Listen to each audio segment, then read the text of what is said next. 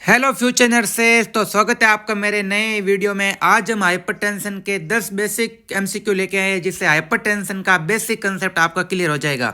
चलिए बिना वक्त गवाए शुरू करते हैं। आज का पहला क्वेश्चन पूछता है कि hypertension is best defined as.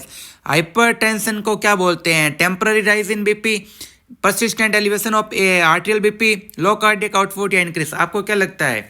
तो इसका सही आंसर बनेगा कि persistent elevation of arterial BP, यानी कि जो हाइपरटेंशन है ना, वो एक क्रोनिक बीमारी है, वो धीरे धीरे धीरे बढ़ती जाती है।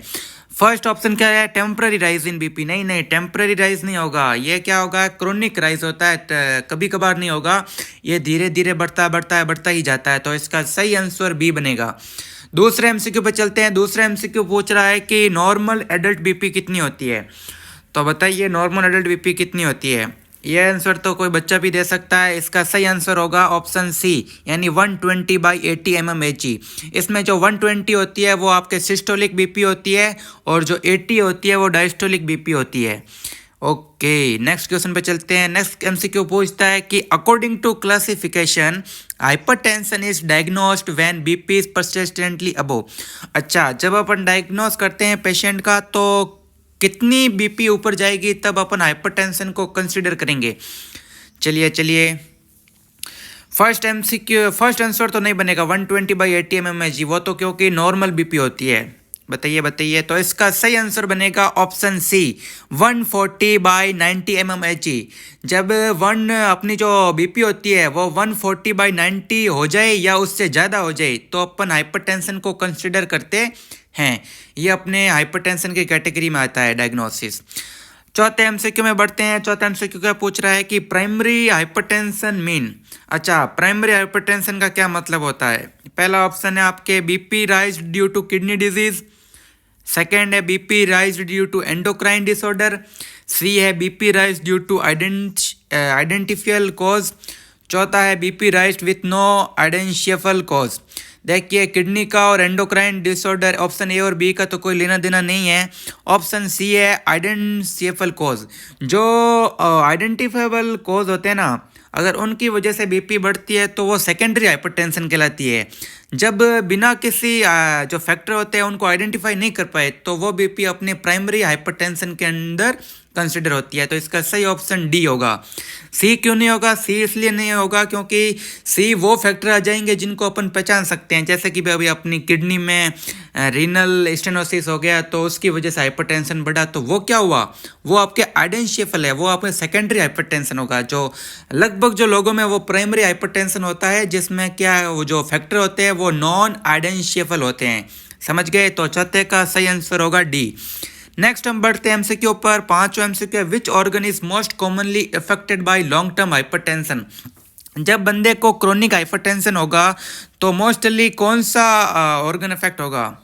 चलिए बताइए, सोचिए जरा। Option A lung, B liver, C heart, D skin. Skin का तो कोई लेना देना ही नहीं है, इन तीनों में से आप बताइए।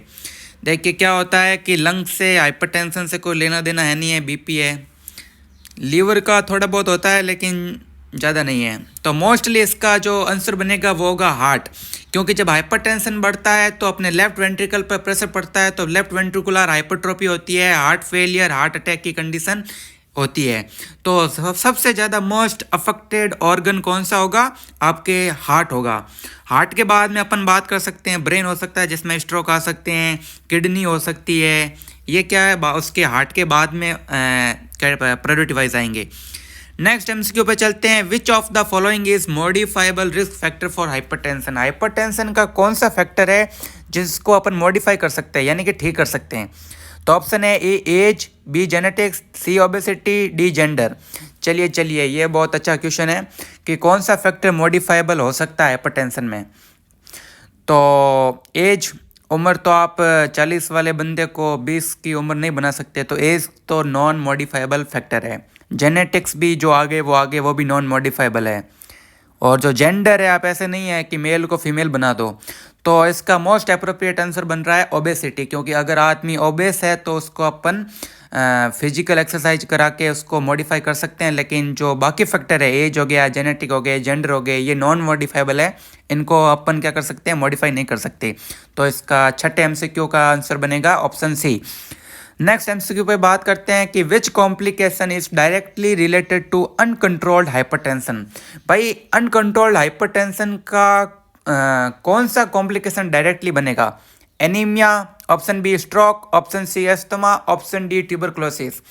जैसे कि अस्थमा, टीबी वगैरह ये जो अपने रेस्पिरेटरी डिसऑर्डर हो गए, और ये एनीमिया तो कोई आंसर नहीं बनता है। इसका सही आंसर बनेगा आपके ऑप्शन बी स्ट्रोक।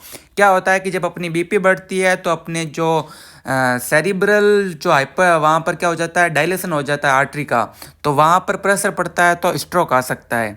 तो इसका मोस्ट अप्रोप्रिएट आंसर है 7 एमसीक्यू का बी।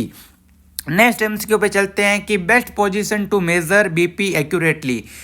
तो बीपी मेजर करने की बेस्ट पोजीशन कौन सी है? खड़े खड़े पोजीशन पे अपन माप सकते हैं, सुपाइन यानी कि सीधा उल्टा लिटाकर, सीधा लिटाकर।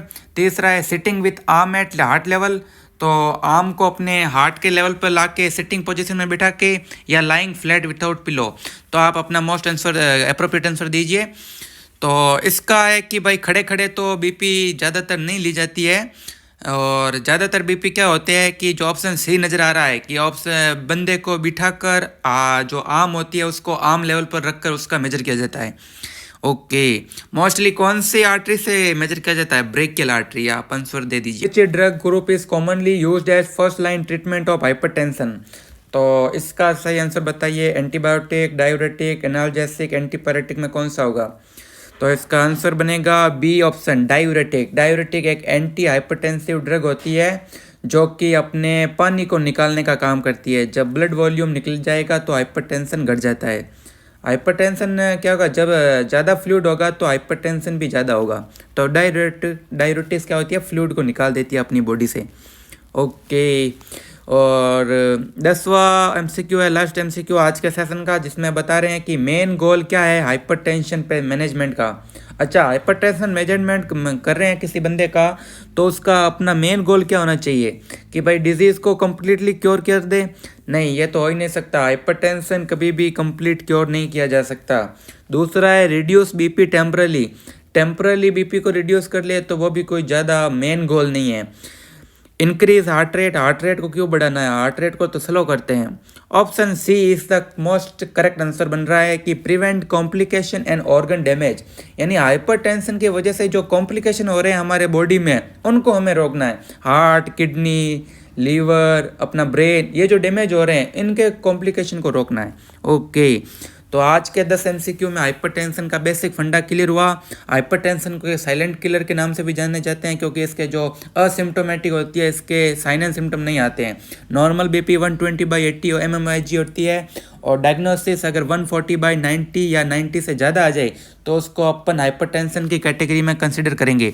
मोस्ट केसेस में एसेंशियल हाइपरटेंशन होता है, यानी कि नॉन मॉडिफाइबल कैरेक्टर की वजह से होता है, उसे बोलते हैं एसेंशियल हाइपरटेंशन या प्राइमरी। सेकेंडरी किसकी वजह से होता है? जो आइडेंशियल फैक्टर है उनकी वजह से जो बीपी होती है बढ़ जाती है, उनको बोलते हैं हाइपरटेंशन सेकेंडरी। मेजर कॉम्प्लिकेशन ये हार्ट को, ब्रेन, किडनी को इफेक्ट करता है। अगर आज का सेशन आपको इन्फॉर्मेटिव अच्छा लगा है तो लाइक कीजिए और हमारे चैनल को फॉलो कर दीजिए ताकि आप आने वाले नए वीडियो में कुछ अच्छा सीख पाए।